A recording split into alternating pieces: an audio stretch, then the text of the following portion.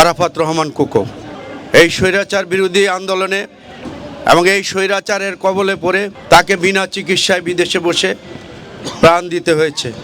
সেই প্রিয় নেতা জিয়াউর রহমানের, উনি বাংলাদেশের প্রথম বৈধ ভোটে নির্বাচিত প্রেসিডেন্ট জিয়াউর রহমান। ওনার বাবা স্বাধীনতার ঘোষণাই দেন নাই, শুধু এদেশে স্বাধীনতার ঘোষণা দিয়ে নিজের জীবনকে বাজি রেখে সম্মুখ যুদ্ধ করে এবং মুক্তিযোদ্ধাদেরকে সংগঠিত করে উনি এই দেশের 9 মাসের যুদ্ধে অংশগ্রহণ করে এই দেশের জনগণকে বাংলাদেশ নামে একটি দেশ উপহার দিয়েছেন।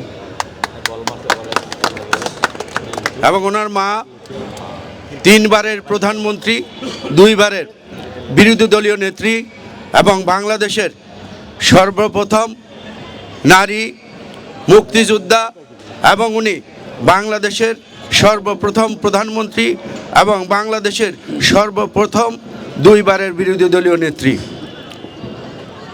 এবং উনি বাংলাদেশে কোনো অঞ্চল থেকে দাঁড়িয়ে কখনো ভোটে ফেল করেননি। সর্বোচ্চ ভোট উনি পেয়ে এদেশের মানুষের ভোটে নির্বাচিত হয়েছিলেন। সেই নেত্রীর স্নেহভাজন সন্তান আরাফাত রহমান কোকো। আমাদের প্রাণপ্রিয় নেতা জনাব তারেক রহমান, যাকে আজকে 18 বছর এদেশের মাটিতে ঢুকতে দেওয়া হয়নি।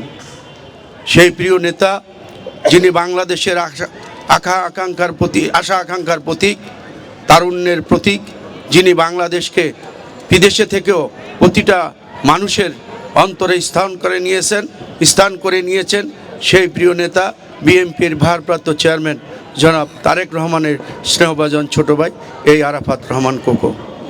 আজকে আমি ধন্যবাদ জানাই যুব আরাফাত রহমান স্মৃতি কোকো সংসদের সকল স্তরের নেতা কর্মীকে এবং কর্মকর্তা এবং পাশাপাশি যারা সহযোগিতা করেছেন সব প্লেয়ারবৃন্দকে আমি ধন্যবাদ জানাই, অভিনন্দন জানাই।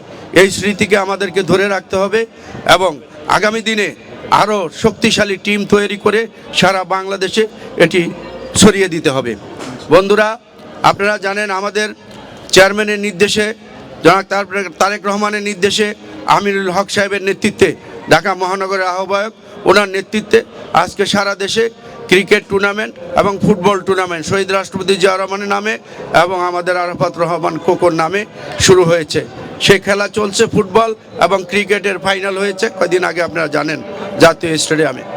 তো আমি বলবো, আপনারা যারা যুব সমাজকে এই অবৈধ সরকার, ভোট চোর সরকার সারা দেশে এই যুব সমাজকে মাঠ থেকে সরিয়ে প্রতিটা ক্রীড়া অঙ্গনকে দলীয়করণ করে ধ্বংস করেছে, সেখান থেকে আজকে আবার আমাদের ভারপ্রাপ্ত চেয়ারম্যানের নির্দেশে সেটি আবার পুনরায় আমরা যুব সমাজকে নেশাগ্রস্ত থেকে মাঠে ফিরিয়ে আনার চেষ্টা করছি এবং এই চেষ্টা অব্যাহত থাকবে।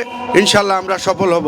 আজান হয়েছে, সকলকে ধন্যবাদ জানিয়ে আজকে যারা চ্যাম্পিয়ন হয়েছে এবং রানার্স আপ হয়েছে সকলকে আমরা ধন্যবাদ জানাই এবং আমরা পুরস্কার বিতরণ করেছি, বাকিটুকু ইনশাল্লাহ করব। সবাইকে ধন্যবাদ। আরাফাত রহমান কোকো যুব ক্রীড়া সংসদকে ধন্যবাদ জানিয়ে আমার বক্তব্য শেষ করছি। আসসালামু আলাইকুম ওয়া রাহমাতুল্লাহি ওয়া বারাকাতুহু।